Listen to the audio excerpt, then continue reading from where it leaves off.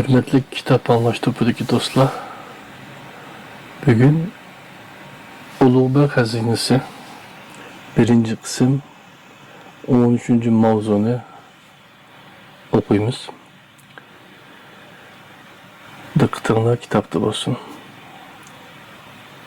Kalender Karnaqi Ali Kuşçu bilen Mirem Çelebi'ni uzutib qo'yib, jira bo'ylab qaytgan edi. Vaqt tün yerimizni aşqan bolup, yiraqdiki qirlarning keynidan ko'tarilgan hilal ayning g'uva sho'lida hamma yoq jimjit, tinch uyquga cho'mgan edi. Kalender qirni aylanib o'tib, rasadxona darvozasiga yaqinlashganda, bog'i maydon tarafdan eshigini xix xix lab kelayotgan bir odamning qarasi ko'rindi. Kalender yüzünü daldığı elvedi, heliqi yo'lovchi eshigini to'xtatib, "Ha, sen midin?" dedi. Bu Tömür Samarqandda usta edi. "Ha, men ata. Nimishqa qaytmadingiz?" Buvay uning suoliga javob bermay, yaqinroq kelib pichirladi. "Ehtiyot qilg'aysan, balam. Bayatın beri muş etrafta bir qara soya agib yurdi. Sagak bol. Uqdingmi?" "Uqdim ata." Tömür Samarqandda usta boshqa gap so'z qilmay, eshikni haydab o'tib ketdi. Bu qandoq soya bo'lg'ay? Payloqchimidi yo? Kalender etrafini diqqat bilan kuzatdi. Lekin hamma yoq jimjit. Hech qanday shabi yo'q edi. Kalender bir besib, ikki besib rasadxona tarafga ketib o'tib, shu yili ko'klamda bu g'alati buvay bilan uchrashganligi yodiga keldi-da, miyig'ida kutib qo'ydi. Kalender madrasani tark etgan bo'lsa-mu, Zohidlar xonaqosidagi fitna fasodlar, urush janjallarga ko'nalmay, ko'ngli g'ash bo'lib yurgan chog'lar edi. Bir kuni kechqurun u xonaqoga borg'isi kelmay, shahardan chiqib, Abirahmat bo'yidagi qishloqlarni aralab yurdi. U ertasimu shaharga qaytmay, qishloq kezib yurib, to'satdan egiz do'ngning yon bag'ridagi g'ar og'ziga o'ltirgan g'alati bir buvayni ko'rib qoldi. Chiroyli kak soqoli tut va tutundan sarg'ayib ketgan, beshiga o'rilma talpak kiygan, peshonasidagi qat-qat qo'riqlarni qora kuya bosgan, lekin qaddi qomatidan salobat va kuch-qudrat chiqib turgan bu buvay kichikkina temir bolqisi bilan g'ar og'zida chaynak cho'gillarni tuzashtirib o'ltiradi. Yenidagi o'choqda qora qozon purqlab qaynayotadi. Kalender buvayning ishiga birdam qarab turgandan keyin hurmat, ehtirom bilan salom berib, bir piyola suv so'radi. Buvay beshini ko'tarib, uningga boshdan oyoq sap soldi-da, ondan qora cho'gindan bir piyola suv quyib uzatdi va "Shu bo'ybasting bilan gadoylik qilib yurdingmi?" dedi qo'pollik bilan. "Barikalloh sendek yigitga." Buvayning bunda qo'pollik qilishini kutmagan Kalender suvni bir o'tlashida ichib etdi-da, o'rnidan turdi. Lekin buvay quyuq qoshlarini silg'inicha uningdan ko'zini uzmay, "Samarqandga o'xshamaysan", dedi. "Qaysi yurtdan adishib kelib qolding, darvish?" Kalender ixtiyorsiz holda Yassidan Sayhun bo'ylardan kelganligini aytdi. Buvayning peshonasidagi qo'riqlar tarab, chiroyi echilib ketdi. "Hey Isit, nimishqa guldek Yassini tashlab, bizning yurtimizda musofir bo'lib yurasan? Beshingga nima balo keldi? Aytqina musofir." Kalenderning ko'ngli erib, beshidan o'tgan ishlarni so'zlab berdi.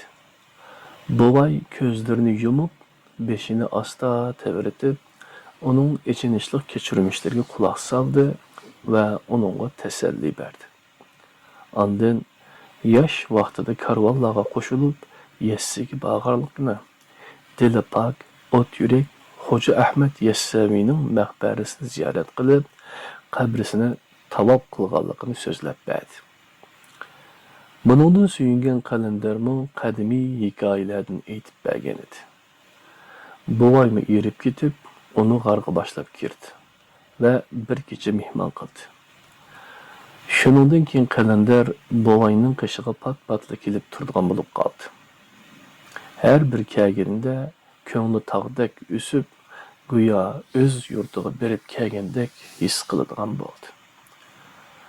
Mevlana Ali Quchiga yordamlash zurriyati tug'ilganda, qalandar hech ikkilanmay uni to'g'ri ustasining oldiga boshlab berishning sababi shu edi.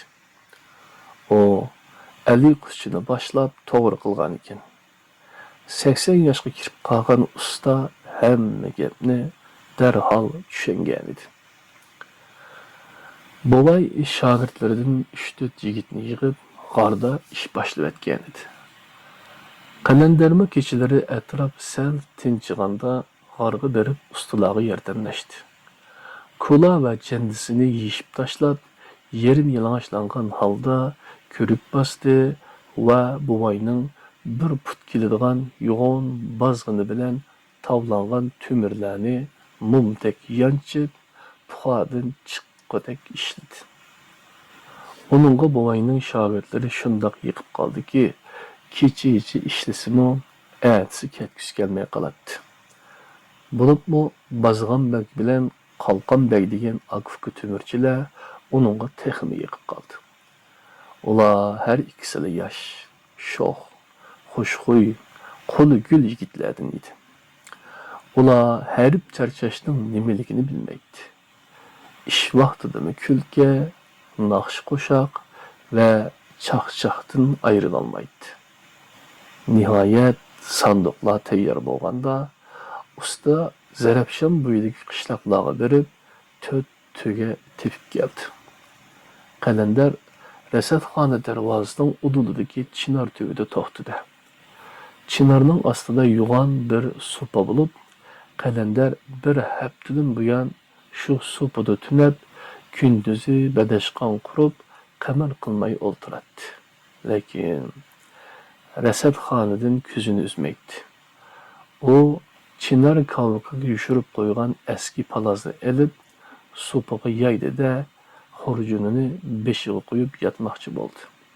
Lekin dal shu chaqda darvoza tarafda lop qilib bir soya paydo bo'ldi. "Ey maxluq, kimsan?" Soya daraxtlarni panoh qilib, bog'i maydon tarafga buyurildi. "Jiningdan toymagan bo'lsang, to'xta hay iflos." Qora soya to'xtash u yoqda tursin, bir putini so'rigunicha yugurishga boshladi. "Bo'ra, bu kazzab nima qilib yurdigandu?" Qalandar qorong'uni paypaslab uni qo'g'lab ketdi. Daraxtlarni panoh qilib ketayotgan soya bir ikki qatim ko'zga chaliqdi-da, bog'i maydon darvozasiga yetganda, go'yo yer yutib ketgandek g'oyib bo'ldi. Qalandar qaytib kelib, supada xiyol surib uzoq o'ltirdi. Bu qora soya kim?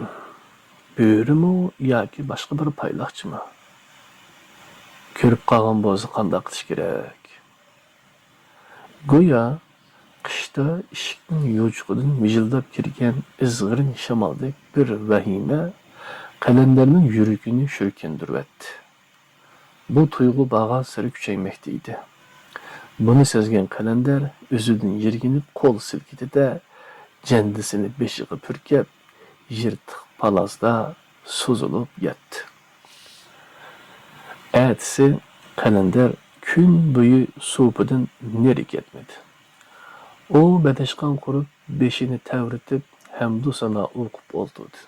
Lekin yerim yumuq ko'zlarini Rasadxona darvozasidan uzmadi. O'tgan kecha Ko'rgan qora soya uning xiyolidan neri ketmay, xuddi payloqchilar hamma yerda uni paylab yurgandek tuyuldi. Darvoza etik. Taş qurg'on bilan o'ralgan rasadxona jimjit edi. Uning haybatlik peshtoqlaridagi rangdor bezaklar, mihrobga o'xshash derizalarining hoshiyasidagi nozik naqshlar, tomlariga tilla suvi bilan putilgan hikmatlik so'zlar ko'z optipida ajoyib jilvalanib, xiyoli bir go'zallik baxsh etdi. Osmonga bo'y tortgan bu hashamatlik bino, illiq kuz optipida val-vul yongan bu havorang gumbaz va egiz munorlarning zarhal julasi qalandiriga boshqa davrlarni, baxtiyor toliblik chog'larini eslatib, qalbidagi o'chmas dardini yana qo'zg'adi. O chog'larda Ulug'bek madrasasining toliblari haftada bir qatim rasadxonaga kelib, kechalari falakiyot va riyoziyotdan ta'lim oladi. Darslarni ko'pincha Ali Qushchi bilan Mavlona Muhiddin o'tadi. Ba'zida Hazrati oliylari o'zimi o'tib beradi. Shoh oliylari kelgan kunlari rasadxonaga Samarqanddagi barliq mudarrislar, barliq ilm ahli, mashhur olimlar va oqsoqol amaldorlar, ba'zida hatto chet ellarning bosh elchilarimi qadam tashrif qiladi. Ikkinchi qavatdagi katta kutubxonaga odamlar sig'may qoladi. Beshiga ushluq qarduxovi taqiya, ustiga zarbobton, teshidan oq shoyi chapon kiygan shoh oliylarining ko'zlari ajoyib chaqnab, yoqlari bo'rtib chiqqan, uzunchoq yuzlari lovuldab, ovozi hayajondan titrab, koinotning chegish sirlaridan so'zlaydi. Ko'kda chaqnayotgan yulduzlarni nom ismi bilan atab, ularning bo'shliqdagi o'rnini tushuntiradi. Mirza Ulug'bek so'zlagan falakiyat masalalarini, bo'libmi riyoziyat ilmining murakkab qoida qonuniyatlarini ba'zilar tushunsimi, ba'zilar tushunolmaydi. Biroq uning ahangdor, jaranglik ovozi va ilhom bilan chaqnagan ko'zlariga maftun bo'lmagan, uningdan hayajonlanmagan birormi odam qolmaydi. Ko'p hollarda Mirza Ulug'bek hazratlari bilan billa Baqovullar kelib, osh tumlab, darsdan keyin barliq ilm ahli olimlarga va taliblarga ziyofat beradi. Qalandar ko'zlarini yumib, cho'nqur tortdi. Nima uchun bu ulug' donishmandlar dargohini kayib sapochi hasadxo'rlar ulug' talant va aql egilarini fitni fasodchi darvishlarga, oppoq mudarrislik sallasini bid'atchi unsurlarning iflos kuloyiga almashtirdi. Zodi nima uchun? Dedi u o'zidan ranjib. Lekin yodiga yana Xurshida Banu kelib, o'rnidan turib ketdi. Qalandar Qarnoqi Xurshida Banuning to'yidan keyin tanho yashashni ixtiyor qilib, gadoylik qilib yurgan chog'lari edi. Bir kuni kechqurun beshig'i kula, uchsig'i eski janda kiygan, muyurisiga koni xurjun ortib olgan Qalandar mazori sharifdan qaytib ketib o'tib, hashamatlik bir darvoza oldida to'xtadi. Uning "Ya Allah do'st, ya Allah" deb tovlishiga darvozani ochgan qorovul buvay sopol ko'zida qitiq aralashtiradigan ko'ji bilan bir zag'ri non ilib chiqdi. Qalandarning qursiqi och bo'lg'achqa darvozaning sulpsida o'ltirib tamoq yeyishga boshladi. U ko'jini ichib bo'lib, duoga amdila qo'l ko'tarishi bilan do'q mushtin ustiga zarbobton, beshig'i so'sar bo'k kiygan qametlik bir suvari at oynatıp çıkıp geldi. Onun arkasından qo'ng'iroq ovozi anglanib, üstüge qizil kimxob soyiban tutilgan harva do'qmishda paydo bo'ldi. Qadi qomati kelishgan suvari darvoza oldida etidan sakrab tushib, arg'imiqining chulvurini qarovul boboyga tutqizgach, "Oy", dedi qalandarga qarab. "Qarning to'ydimi bu dargohda? To'ygan bo'lsa yo'lingga ravon bo'l, darvish", dedi. Suvarining so'zlari ig'ir kelgan bo'lsa-mu, qalandar ko'ngliga olmagan bo'lib duo qildi-da, yo'liga mangdi. Lekin u bir ikki qadam mangmayla harbidan "Mirzam" degan ovoz eshitildi-da, ixtiyorsiz holda to'xtadi.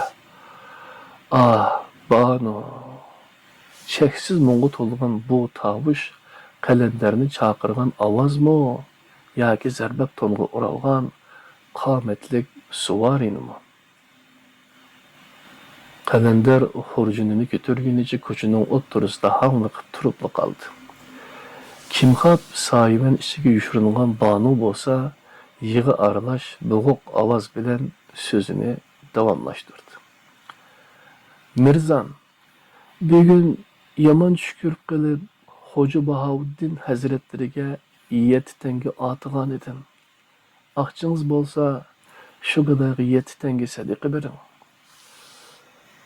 Qalandar hushini yig'ib, harbiga burilib qaradi. Tepesiga yepak pöpükler taqalgan kimxob soyibanning pardalari tushirilgan bo'lib, hech kim ko'rinmaydi. Faqat pardaning bir beshini tutgan ojizaning oppoq qo'li ko'rinadi. Zumrad ko'zlik qo'sh uzuk selingan nozik barmoqlari go'yo nimanidir izlayotgandek titraydi. Heliqi suvari harbikashga qarab taqatsizlik bilan "Hayda" degan ma'noda ishorat qildi va qopqini turgunicha yonchuqini og'tirib, nimanidir oldida texicha gangirab turgan qalandarga qaratib atdi. Tash yo'lga tushgan oltin tangining zil ovozi harva chaqining g'o'chiriga aralashib ketdi. Darvoza taraq turuq yepilib, kimxob soyibanlik harva ko'zdan g'oyib bo'ldi. Kutilmaganda yuz bergan bu uchrashish, tash yo'lda dugilagan bu oltin tanga zodi nimaning bishorati? Bu Banuning soxtaligimi yoki uningga haqiqiy ichinganlikdan berilgan sadiqimi? Va yoki o'zining qandoq davlatman shahona dargohga duch kelganligini pesh qilmoqchimi? Lekin undaq desa, cheksiz munga to'lgan bu ovoz, bu mungluq faryod tamoman boshqa narsadan dalolat beradi. Shu kuni qalandar go'yo aziz bir narsasini yo'qotib qo'ygandek, qorong'u tushkishi darvoza atrofida timsiqlab yurdi. Keyin beshi qaygan, puti taygan tarafga ketdi. Bir chaqlarda hushini yig'ib qarag'idak bo'lsa, Shohi Zinda qabristonligida o'ltirarmish. Lekin Banuning dod faryodga o'xshash mo'nliq ovozi hamon uning quloqidan neri ketmadi. Banuning she'ri bo'lsa, uning esidan chiqmadi. Tilim laldur, dilim razin bayon etmektin acizmen. Visalning arzusida xastadur ko'ngil bilmezsen. Tilim laldur, dilim razin bayon etmektin acizmen. Visalning arzusida xastadur ko'ngil bilmezsen. Uzun o'tmay poytaxtda shum xabar tarqaldi-da, qalandarning ko'ziga jahon texmo qorong'u ko'rindi. Shahzoda Abdulaziz Amir İbrahim Begning o'g'lini qatl qildirib, uning husnda tangdoshsiz ayolini o'z haramiga elib kirib olganmish. Kalender xiyal dolqunları bilen ilişip Resetxanını bir aylanıp çıktı da yine cayıga qaytıp kelip endila olturuşu bilen at tuyaklarının düpürlegen avazı işitildi. Şehir taraftan at çaptırıp kelgen 4 nefer suvari Çınarga yıkıplaşmayla Resetxanıga buruldu. Kalender ixtiyarsız halda seskinip ketdi. Çünkü at çaptırıp ütüp ketken sipahlar arasında Emir Sultan jandarmı bar idi. Kalender Karnaqı qaddi qameti kelişken bu hakavur emirni Hazreti Alilerinin sorunlarında köp körgen idi. Çünkü Mirza Ulug'bek Emir jandarını hemişe özüge hemra qilib yüretti. Tova! Mirza Ulug'bek'nin en yakın buradiri. İşengen teği hesaplangan bu Emir Resetxanada nene qılıdıgandı? Darvoza aldıda atdan düşken suvarilardan biri qamcısının destisi bilen darvozani qaqdi. Ali Quşçu nerede? Aç darvozangni. Resetxana qarovuli Ali Quşçuni yo'q degan bo'lishi kerak. Suvarilar Emir Sultan Jandar bilen bir nimelerni deb maslahatlashdi da darvozani yana qaqdi. Darvoza ichilib Emir Jandar bilen yana bir suvari atlarını sirtda qoldirib Resetxanaga kirib ketishdi. İki suvari sirtda qoldi. Sel o'tgandan keyin Resetxanaga kirib ketgan Emir Jandar qaytib chiqdi da yenidagi hamrohlari bilan birga kelgan yo'l orqali shaharga qarab at choptirib ketdi. Kalender suvarilarning orqasidan qaragan peti gangirab turib qoldi. Onun yuragi nima uchundir düpüldab so'qib, kallasi xuddi qo'yindek o'ng ta'tir aylanishga boshladi. Tova! Mirza Ulug'bek Hazretlerining o'ng qo'li ve en sadık emiri hesaplangan Sultan Jandar'ның bu rezillikni qilganini qara. Mirza Ulug'bek taxtdan tushmay turibla onun düşmanlarının hizmetini qilishga boshlabdi.